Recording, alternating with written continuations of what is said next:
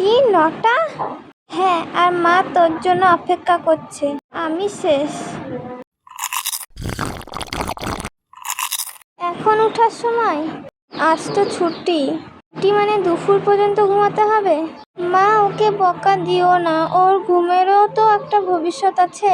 তুই কি আমার বোন নাকি শত্রু? অভিজ্ঞতা চাই, এখানেও অভিজ্ঞতা চাই। আমার অভিজ্ঞতা হবে কিভাবে? কি করছিস? চাকরি খুঁজছি। এখনো?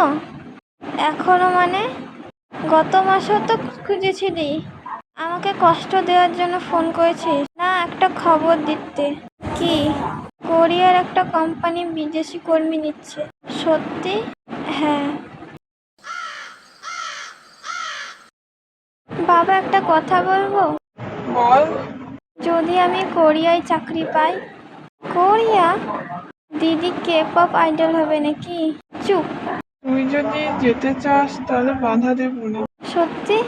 স্বপ্ন পূরণ করার সুযোগ সবাই পায় না।